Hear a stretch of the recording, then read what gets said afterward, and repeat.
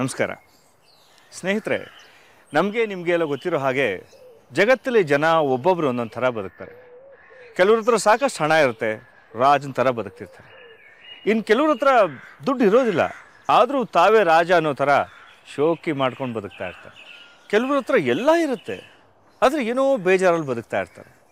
ಇನ್ನು ಕೆಲವರು ಏನೂ ಇಲ್ಲದೆ ಹೋದರೂ ಖುಷಿಯಾಗಿ ಬದುಕ್ತಾ ಇರ್ತಾರೆ. ಈ ಕಥೆಯಲ್ಲಿ ಇಂಥದ್ದೇ ಒಬ್ಬ ವಿಚಿತ್ರವಾದ ವ್ಯಕ್ತಿ ಬರ್ತಾರೆ.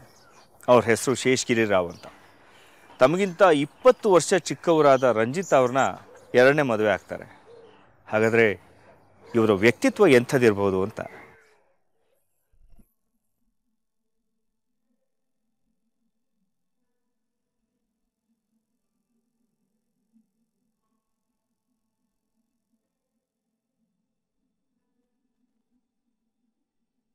ರಂಜಿತಾ ಹೇಳೋ. ಅಯ್ಯೋ ಏನ್ರಿ? 6 ಗಂಟೆ ಆಯ್ತು, ಹೇಳಮ್ಮ. ಎದ್ದು ಮನೆ ಕೆಲಸ ನೋಡು. ಹೇಳು. ನೋಡು, ನಾನು ವಾಕಿಂಗ್ ಹೊರಟು ಬರ್ತೀನಿ, ತಿಂಡಿ ರೆಡಿ ಮಾಡು. ಸರಿ.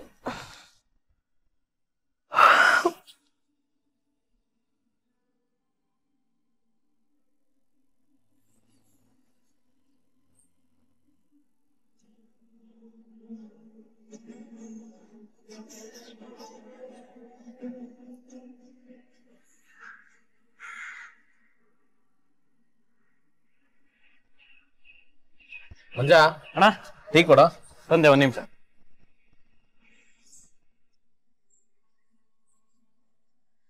ತಗೋಣ. ಏನ ಮಂಜಾ, ಚೆನ್ನಾಗಿದ್ಯಾ? ಏನ ಸರ್ ನಿಮ್ಮಂತ ಅನಿಸ್ತದ? ಇವತ್ತಿನ ಪೇಪರ್ ಕೊಡ, ಏನ್ ಸುದ್ದಿ ನೋಡೋಣ. ನೋಡಿ.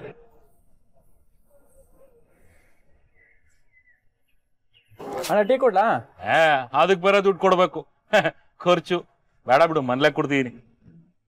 ಏನು ಸರಿಯಾದ ನ್ಯೂಸೇ ಇಲ್ವಲ್ಲ ಮಂಜಾ. ಸರಿ ಬಲ್ಲ. ಸರಿ. ಏನ ಮಜ ಯಪ್ಪ ದಿನ ಬಂದು ಪೇಪರ್ ಓದ್ಕೊಂಡು ಹೋಗ್ತಾನೆ, ಟೀನ ಕುಡಿಯಲ್ಲ? ಮನೇಲಿ ಪೇಪರ್ ಹಾಕ್ಸಲ್ಲ ಅಣ್ಣ, ಅದಕ್ಕೆ. ಏನೋ ಪಾಪ ಅಷ್ಟೊಂದು ಕಷ್ಟನಾ? ತುಂಬಾ ಕಷ್ಟ. ತಿಂಗಳಿಗೆ ಮನೆ ಬಾಡಿಗೆ, ಅಂಗಡಿ ಬಾಡಿಗೆ ಅಂತ ಬರೀ 3 ಲಕ್ಷ ಬರ್ತೀವಿ ಅಪ್ಪಂಗೆ. ಏನ 3 ಲಕ್ಷ ಬರುತ್ತಾ ಈ ಅಪ್ಪನಿಗ? ಅಯ್ಯೋ ನೀನ್ಯಾಕೆ ಬ್ರೇ ಐತಿಯಾ? ಸುಮ್ಮನೆ ಟೀ ಕಾಸ್ಕೊಬಿಟ್ಟು ಹೋಗಿ ಕೆಲಸ ನೋಡು.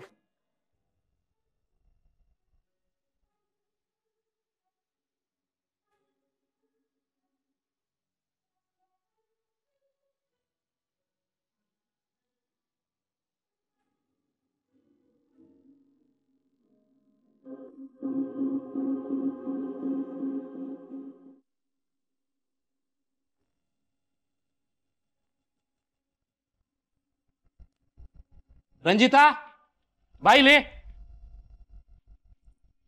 ರಂಜಿತಾ ನಿನ್ನೆ ಕರಿತಾ ಇರೋದು, ಬಾಯ್ಲಿ. ಬಂದೆ. ಏನ್ರಿ? ಏನಿದು? ಇಡ್ಲಿ. ಎಷ್ಟು ಮಾಡಿದ್ಯಾ? 6. ನೀ ತಿನ್ನೋದೆಷ್ಟು? 3. ನಾ ತಿನ್ನೋದೆಷ್ಟು? 2. ಮತ್ತೆ ಒಂದ್ ಎಕ್ಸ್ಟ್ರಾ ಇಡ್ಲಿ ಯಾತಕ್ಕೆ? ಹೋಗ್ಲಿ ಬಿಡಿ, ಮಧ್ಯಾಹ್ನ ಭಿಕ್ಷುಕ ಬರ್ತಾನಲ್ಲ, ಅವನ್ಗೆ ಹಾಕ್ಬಿಡ್ತೀನಿ. ಭಿಕ್ಷುಕಂಗೆ ಏನು ಹಾಕ್ಬೇಡ, ಸೋಂಬೇರಿಗಳಿಗೆ ಸಹಾಯ ಮಾಡಬಾರ್ದು. ಪಕ್ಕದ ಮನೆ ನಾಯಿಗೆ ಹಾಕು. ಸರಿ ರೀ. ಮಧ್ಯಾಹ್ನ ಅಡ್ಗೆಗೆ ದಿನಸಿ ಇಲ್ಲ, ತರಕಾರಿ ಇಲ್ಲ. ಅಟ್ಲೀಸ್ಟ್ ವಾರಕ್ಕಾಗಷ್ಟಾರು ತಂದ್ಕೊಡ್ಬೇಕಲ್ವಾ? ಏನು ಬೇಡ, ನಾನೇ ಹೊರಗಡೆ ಹೋಗಿ ತರ್ತೀನಿ. ನನಗೂ ವ್ಯಾಯಾಮ ಆದಂಗಾಗುತ್ತೆ. ತಂಗಳ ಪೆಟ್ಟಿಗೆಗೆ ದುಡ್ಡು ಸುಗಿಯೋ ತಪ್ಪದು.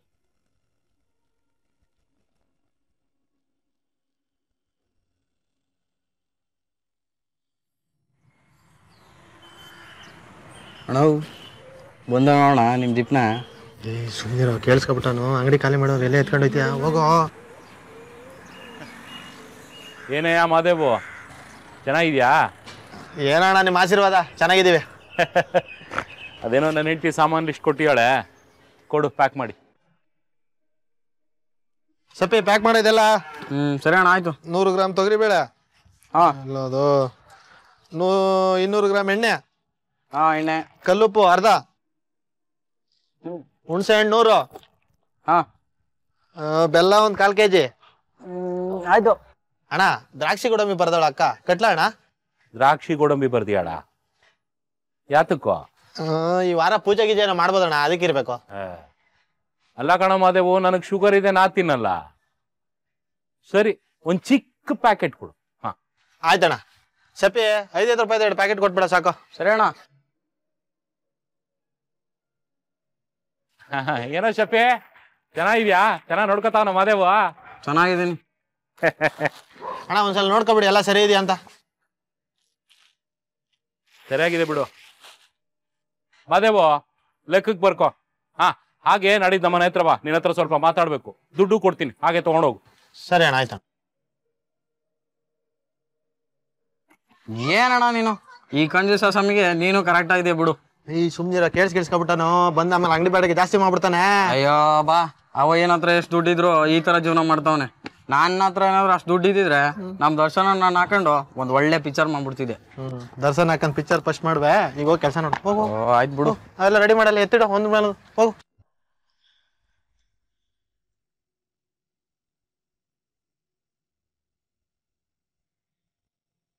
ಎಷ್ಟೊತ್ತಿಗಯ್ಯ ಬರೋದು? ನಾನ್ ನಿನ್ನನ್ ಕೆಲ್ಸಕ್ಕೆ ಇಟ್ಕೊಂಡಿದ್ದೀನಾ, ನೀನ್ ನನ್ನನ್ ಕೆಲ್ಸಕ್ಕೆ ಇಟ್ಕೊಂಡಿದ್ಯಾ? ಹೋ ನವನೀತ್ ಅವ್ರೆ, ಈಗ ಬಂದ್ರಾ? ಕಾಫಿ ಟೀ ಏನಾದ್ರು ಮಾಡ್ಲಾ? ಬೇಡ, ಈಗ ತಾನೇ ಕುಡ್ಕೊಂಬಂದೆ. ಟೀ ಸಿಗರೇಟು ಎಲ್ಲ ಮುಗಿಸ್ಕೊಂಡೇ ಬಂದಿರ್ತಾನೆ ಬಿಡು. ಅವನು ಸಿಗರೇಟ್ ಖರ್ಚು ಮಾಡೋ ದುಡ್ಡು ಉಳಿಸಿದ್ರೆ ನಾನು ಥರ ದೊಡ್ಡ ಮನೆನೇ ಕಟ್ಟಿರ್ತಿದ್ದ. ಸರಿ ಚಿಕ್ಕಪ್ಪ, ನಿಮ್ಮೇಲೆ ಯೋಚನೆ ಮಾಡ್ತೀನಿ. ತಗೊಳ್ಳಿ, ಈ ತಿಂಗಳು ಬಾಡಿಗೆ ಲೆಕ್ಕ. ಒಂದಿಬ್ರು ಕ್ಯಾಶ್ ಕೊಡ್ಲಿಲ್ಲ, ಚೆಕ್ ಕೊಟ್ಟಿದ್ದಾರೆ. ಚೆಕ್ಕೆ ಕೊಡ್ತೀನಿ ಅಂತ ಆರ್ಗ್ಯುಮೆಂಟ್ ಮಾಡಿದ್ರು. ಬಿಟ್ಟು ಕೇಳವ್ರನ್ನ. ನಾನು ಚಕ್ಕಲೆಲ್ಲ ತಗೊಳಲ್ಲ. ಸರ್ಕಾರಕ್ಕೆ ಟ್ಯಾಕ್ಸ್ ಕಟ್ಟಿ ಅವ್ರು ನಮ್ಮನ್ನು ಉದ್ಧಾರ ಮಾಡೋದು ಅಷ್ಟರಲ್ಲೇ ಇದೆ. ಆಯ್ತು ಬಿಡಿ ಚಿಕ್ಕಪ್ಪ, ನಾನು ಅವ್ರ ಹತ್ರ ಮಾತಾಡ್ತೀನಿ. ಸರಿ ಚಿಕ್ಕಪ್ಪ, ಕೀ ಕೊಡಿ, ನಾನು ಇದನ್ನೆಲ್ಲ ತಿಜೋರಿ ಒಳಗಡೆ ಇಡ್ತೀನಿ. ಏನು ಬೇಡ, ನಾನೇ ಇಟ್ಕೋತೀನಿ. ನನ್ನ ತಿಜೋರಿ ಮೇಲೆ ಯಾಕೆ ನಿನ್ ಕಣ್ಣು? ನನ್ಗೇನ್ ಕಣ್ಣಿಲ್ಲ. ನಿಮ್ ಸ್ವಂತ ಅಣ್ಣನ ಮಗನ ಮೇಲೆ ಅನುಮಾನ ಪಡ್ತಿರಲ್ಲ, ಸರಿನಾ? ಬೇಡ್ದಿರೋ ಸಂಬಂಧ ಎಲ್ಲ ಎತ್ಕೊಂಡು ಜಾಸ್ತಿ ಡ್ರಾಮಾ ಮಾಡಬೇಡ. ನನಗೆ ಜಾಸ್ತಿ ಓಡಾಡಕ್ಕಾಗಲ್ಲ ಅಂತ ನಾನು ಬಾಡಿಗೆ ವಸೂಲಿ ಮಾಡಕ್ಕೆ ನೀನು ಇಟ್ಕೊಂಡಿರೋದು. ನೀನು ನಮ್ಮ ಅಣ್ಣನ ಮಗ ಅನ್ನೋ ಕಾರಣಕ್ಕೆ ನಿನಗೆ ಕೆಲಸ ಕೊಟ್ಟಿರೋದು. ಬೇರೆಯವರಾಗಿದ್ರೆ 8,000ಕ್ಕೆ ಕೆಲಸ ಮಾಡ್ತಾ ಇದ್ರು. ನಿನಗೆ 2,000 ಸಂಬಳ ಬೇರೆ ಜಾಸ್ತಿ ಕೊಟ್ಟಿದ್ದೀನಿ. ನಿಷ್ಠೆ ನಂಬಿಕೆ ಅಂತ ಒಂದಿರುತ್ತಲ್ವಾ? ದುಡ್ಡಿನ ವಿಚಾರಕ್ಕೆ ಬಂದ್ರೆ ಯಾರ ನಿಷ್ಠೆ ನೀಯತ್ ಬೇಕಾದ್ರೂ ಹಾಳಾಗಬಹುದು. ನಾನೇನು ಪ್ರಪಂಚ ನೋಡಿಲ್ಲ ಅಂತ ಅನ್ಕೋಬೇಡ, ನನಗೂ ಸಾಕಷ್ಟು ಗೊತ್ತಿದೆ. ನಾಳೆ ನಂಗೇನಾದ್ರೂ ಹೆಚ್ಚು ಕಮ್ಮಿ ಆದ್ರೆ ಪೊಲೀಸ್ನವ್ರು ಅರೆಸ್ಟ್ ಮಾಡೋದು ನಿನ್ನನ್ನೇ. ಚಿಕ್ಕಪ್ಪ, ಶ್ರವಂದು ಎಕ್ಸಾಮ್ ಫೀಸ್ ಕಟ್ಟಬೇಕು. ಮುಂದಿನ ವರ್ಷ ಅವನ್ನ ಹೊಸ ಸ್ಕೂಲಿಗೆ ಸೇರಿಸ್ಬೇಕು. ಅದಕ್ಕೆ ನಾನೇನ್ ಮಾಡ್ಲಿ? ಅಲ್ಲ ಚಿಕ್ಕಪ್ಪ, ಅವ್ನು ನಿಮ್ಗೆ ಮೊಮ್ಮಗ ಆಗ್ಬೇಕು. ಅವ್ನ ಎಜುಕೇಶನ್ಗಾದ್ರೂ ಸ್ವಲ್ಪ ನೀವು ಸಹಾಯ ಮಾಡ್ಬೋದಲ್ವಾ? ಹಾ, ಸರ್ಕಾರಿ ಸ್ಕೂಲಲ್ಲಿ ಓದೋಷ್ಟು ಮಾರ್ಕ್ಸ್ ತಗೊಳಕ್ ಹೇಳು ಅವನಿಗೆ, ಸಾಕು. ಆಮೇಲೆ ಅವನ ಎಜುಕೇಶನ್ ಖರ್ಚನ್ನ ನಾನೇ ನೋಡ್ಕೋತೀನಿ. ಈಗ ದುಡ್ಡಿಲ್ಲ. ಈ ತಿಂಗಳು ಬಾಡಿಗೆನೂ ಸೇರಿಸಿದ್ರೆ ತಿಜೋರಿಲಿ 2,34,00,000 ಇರಬೇಕು. ಸರಿಯಾಗಿ ನೋಡ್ಕೊಳ್ಳಿ. ಆಮೇಲೆ ಟೀಗೆ, ಸಿಗರೇಟ್ಗೆ, ಗಾಡಿಗೆ, ಪೆಟ್ರೋಲ್ಗೆ ಅಂತ ಎಲ್ಲ ನನ್ನ ಜಾಬಿಂದಾನೇ ಹಾಕೊಂಡಿರೋದು. ನಿಮ್ ದುಡ್ಡೇ ನಾನು ಖರ್ಚು ಮಾಡ್ಕೊಂಡಿಲ್ಲ. ಬರ್ತೀನಿ. ನವನೀತ್ ಅವ್ರೆ ನಿಂತ್ಕೊಳ್ಳಿ. ಇದಕ್ಕೇನ್ ಕಮ್ಮಿ ಇಲ್ಲ. ರಂಜಿತಾ, ಕೀ ತಗೊಂಬ. ಸರಿ ರೀ. ಏನಾಯ್ತ್ರಿ? ಆಗೋದಿನ್ನೇನಿದೆ, ಆ ಹಾಳಾದ ಮುದ್ಕ ತಾನೂ ತಿನ್ನೋದಿಲ್ಲ, ಇನ್ನೊಬ್ರು ತಿನ್ನೋಕ್ಕೂ ಬಿಡೋದಿಲ್ಲ. ಸ್ವಂತ ಅಣ್ಣನ ಮಗ ನಾನು. ನನ್ಗೂ ಒಂದು ಸಂಸಾರ ಇದೆ, ನನ್ಗೂ ಒಬ್ಬ ಮಗ ಇದ್ದಾನೆ. ನನ್ಗೂ ಸ್ವಲ್ಪ ದುಡ್ಡು ಕೊಡಕ್ಕೆ ಅವ್ನಿಗೇನ್ ರೋಗ? ಅವರು ತಿಜೋರಿಯಲ್ಲಿ ದುಡ್ಡಿಟ್ಟಾದ್ಮೇಲೆ ಲೆಕ್ಕ ಮಾಡಲ್ಲ ಅಂತಿರಲ್ಲ, ಅದ್ರಲ್ಲಿ 1-2 ಲಕ್ಷ ಎತ್ಕೊಂಡ್ಬಿಡಿ. ಅಯ್ಯೋ, ಆ ಮುದ್ಕನ್ ಕಣ್ಣು ಬಾರಿ ಹುಷಾರಮ್ಮ. ಒಂದ್ಸಲ ಹಾಗೆ ಮಾಡಿದಕ್ಕೆ ಸಿಗಾಕೊಂಡಿದ್ದೆ. ಈಗ ತಿಜೋರಿ ಹತ್ರ ಹೋಗಕ್ಕೂ ಬಿಡೋದಿಲ್ಲ. ಒಂದೊಂದ್ಸಲ ಆ ಮುದ್ಕ ನೆಗದ್ ಬಿದ್ದೋದ್ರೆ ಸಾಕು ಅಂತ ಅನ್ಸುತ್ತೆ. ನೋಡಿ, ಅವ್ರಿಗೂ ವಯಸ್ಸಾಗಿದೆ, ಒಂದ್ ವಿಲ್ ಅಂತ ಮಾಡಿಡ್ಲಿ. ನೀವೊಂದ್ಸಲ ಮಾತಾಡಿ ಅವ್ರ ಹತ್ರ. ಇದ್ದೊಬ್ಬ ಮಗನೂ ಕಳ್ಕೊಂಡಿದ್ದಾರೆ. ಆಮೇಲೆ ನಾಳೆ ಇದ್ದಿದ್ದೆಲ್ಲ ಅರ್ಚನನ್ ಹೆಸರಿಗೆ ಮಾಡ್ಬಿಡ್ತಾರೆ. ನನಗ್ ಕೊಡ್ತಾನೋ ಇಲ್ವೋ ಗೊತ್ತಿಲ್ಲ, ಆದ್ರೆ ಅರ್ಚನನ್ ಬಗ್ಗೆ ಅವನ ತಲೆಗೆ ಒಂದು ಒಳ್ಳೆ ಹುಳ ಬಿಟ್ಟಿದ್ದೀನಿ. ಅವಳಂತೂ ಈ ಜನ್ಮದಲ್ಲಿ ಹತ್ರ ಸೇರ್ಸೋದಿಲ್ಲ. ಆ ಕೋಟಿಗಳು ನಮ್ಮ ಹತ್ರ ಇದ್ದಿದ್ರೆ ಹೇಗ್ ಬದುಕ್ಬೋದಿತ್ತು.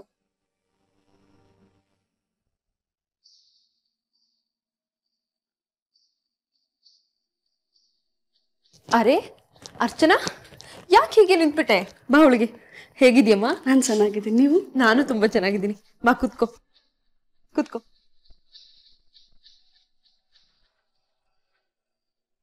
ಹೇಗಿದ್ಯಪ್ಪ? ಅದನ್ನ ಕೇಳಕ್ ಬಂದಿಲ್ಲ ನೀನು. ಏನು ವಿಷಯ ಹೇಳು.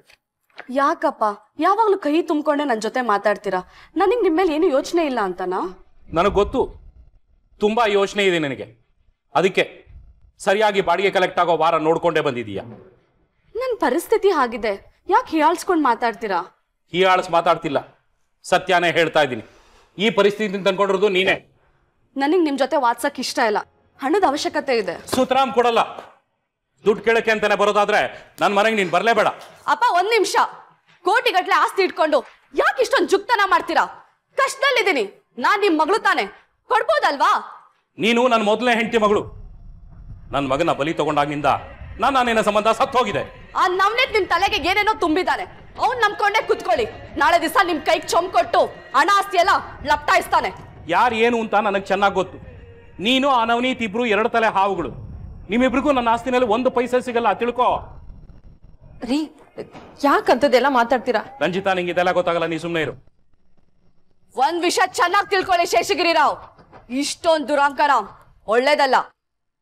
ಇವತ್ ನಿಮ್ ಹತ್ರ ಕೋಟಿ ಇದೆ, ನಾನ್ ಚಿಲ್ರೆ ಆಗಿದ್ದೀನಿ. ಆದ್ರೆ ಈ ಜೀವನದಲ್ಲಿ ಯಾವುದು ಶಾಶ್ವತ ಅಲ್ಲ. ದ್ವೇಷನೂ ಅಲ್ಲ, ದುಡ್ಡು ಅಲ್ಲ, ಜೀವನೂ ಅಲ್ಲ. ಏಯ್, ಏನ್ ನೀನ್ ನನ್ನ ಸಾಯಿಸ್ತೀಯ? ನೀನು ನನ್ನ ಸಾಯಿಸಿದ್ರು ನಿನಗೆ 1 ಪೈಸೆ ಸಿಗಬಾರ್ದು, ಹಾಗ ಮಾಡ್ತೀನಿ. ಯಾವ್ದಾದ್ರೂ ಮಗುನ ದತ್ತು ತಗೊಂಡು ಅದ್ರ ಹೆಸರಿಗೆ ಬಿಲ್ ಮಾಡ್ತೀನಿ, ಇಲ್ಲ ವೃದ್ಧಾಶ್ರಮಕ್ಕೆ ಬರೀತೀನಿ. ನಿಮಗ್ 1 ಪೈಸೆ ಸಿಗಲ್ಲ, 1 ಪೈಸೆ ಸಿಗಲ್ಲ. ನೀರ್ ತಗೊಳ್ಳಿ. ಯಾಕೆ ಇಲ್ದೇ ಇರೋ ವಿಷಯ ಅಪ್ಪನ ತಲೆಗೆ ತುಂಬಿದ್ಯಾ ನನ್ ಬಗ್ಗೆ? ನೋಡು, ನಾನೇನು ತುಂಬಿಲ್ಲ. ಅದ್ರಲ್ಲೂ ನಿಮ್ಮಪ್ಪ ಯಾರು ಹೇಳಿಕೆ ಮಾತನ್ನು ಕೇಳೋನು ನಮ್ಮ ಮನುಷ್ಯನೇ ಅಲ್ಲ. ಅವನ್ ಸತ್ತು ಅಪ್ಪ ಎಮೋಷನಲ್ ಇದ್ದಾಗ ನಾನೇ ಕೊಲೆ ಮಾಡ್ದೆ ಅಂತ ಅವ್ರ ತಲೆಗೆ ಏನೇನೋ ತುಂಬಿದ್ಯಾ? ನೋಡು, ಸುಮ್ಮನೆ ನಮ್ಮ ಮೇಲೆ ಇಲ್ದಿದ್ದ ಆಪಾದನೆಗಳನ್ನ ಹಾಕ್ಬೇಡ. ಅದು ಚಿಕ್ಕಪ್ಪನಿಗೆ ಅನ್ಸಿದ್ದು. ಪೊಲೀಸ್ ಕೇಸಲ್ಲಿ ನೀನ್ ಮಾಡಿಲ್ಲ ಅಂತ ಆಯ್ತಲ್ಲ, ಬಿಟ್ಟಾಕೋ. ಆದ್ರೆ ಅಪ್ಪನ ಮನ್ಸಿಂದ ಇನ್ನೂ ಹೋಗಿಲ್ಲ. ನೀನ್ ಇದನ್ನೆಲ್ಲ ಯಾಕೆ ಮಾಡ್ತಿದ್ಯಾ ಅಂತ ನನಗ್ ಚೆನ್ನಾಗ್ ಗೊತ್ತು. ಕೆಟ್ಟದ್ ಮಾಡಿದ್ರೆ ಕೆಟ್ಟದೇ ಆಗೋದು, ತಿಳ್ಕೊ. ನನ್ ಮೇಲ್ ಮಸಿ ಎರ್ಚಿ ನೀನ್ ಒಳ್ಳೆಯವನ್ ಅನ್ಸ್ಕೊಳಕ್ ನೋಡ್ತಿದ್ಯಾ ಅಲ್ವಾ? ಅಪ್ಪ ಆಸ್ತಿನೆಲ್ಲ ರುದ್ರಾಶ್ರಮಕ್ಕೆ ಬರೀತಿದಾರಂತೆ. ಇಲ್ಲ ಅಂದ್ರೆ ಒಂದ್ ಹುಡುಗನ್ ದತ್ತು ತಗೊಂಡು ಅವನ ಹೆಸರಿಗೆ ಮಾಡ್ತಾರಂತೆ. ಮಣ್ಣು ಮುಕ್ಕು ನೀನ್ ಆಮೇಲೆ.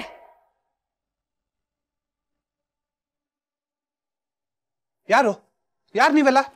ಯಾರು ನನಗೆ ಫೋನ್ ಮಾಡಿದ್ದು? ನಾನೇ ಫೋನ್ ಮಾಡಿದೆ ಸರ್. ನಿಮ್ಮ ಚಿಕ್ಕಪ್ಪ ಏನೋ ಮಾತಾಡಬೇಕು ಅಂತ ಹೇಳಿದ್ರು 3 ದಿನದಿಂದ. ನಾನು ನಿನ್ನೆ ಬಂದು ನೋಡದೆ ಇರಲಿಲ್ಲ, ಇವತ್ತು ಬಂದು ನೋಡಿದೆ, ಇವತ್ತು ಕಾಣಲಿಲ್ಲ. ಅದಕ್ಕೆ ಇವ್ರ ಪಕ್ಕದ ಮನೆಯವ್ರು ಕೇಳಿದೆ, ಅವ್ರು 2-3 ದಿನ ಆಯಿತು ನೋಡ್ದಂಗೆ ಆಗಿಲ್ಲ ಅವರು. ಅದಕ್ಕೆ ನಿಮ್ಗೆ ಫೋನ್ ಮಾಡೋಕೆ ಕೇಳಿದೆ. 2-3 ದಿನ ಆಯ್ತಾ? 2-3 ದಿನ ನಮ್ಮ ಚಿಕ್ಕಪ್ಪ ಎಲ್ಲೂ ಹಂಗೆ ಹೊರಗಡೆ ಹೋಗಲ್ವಲ್ಲ? ಇರಿ, ಫೋನ್ ಮಾಡಿದ್ವಿ ಸರ್, ನಾವು ತೆಗಿತಾ ಇಲ್ಲ, ಅದಕ್ಕೆ ನಿಮ್ಗೆ ಫೋನ್ ಮಾಡಿದ್ದು. ಹೌದಾ? ಇರಿ, ಈ ಕಡೆ ಬನ್ನಿ.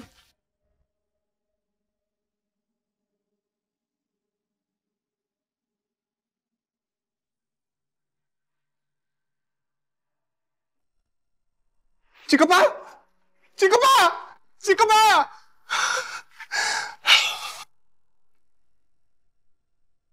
ಚಿಕ್ಕಪ್ಪ,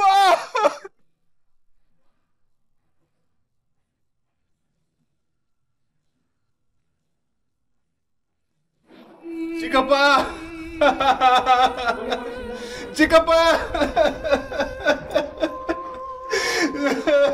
ಚಿಕ್ಕಪ್ಪ.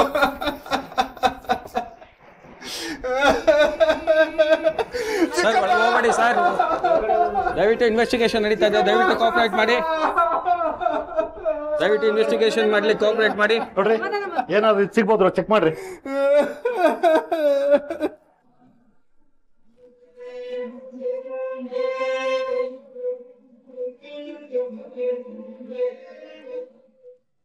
ಲಾಕ್ ಆಗಿದೆ ಸರ್.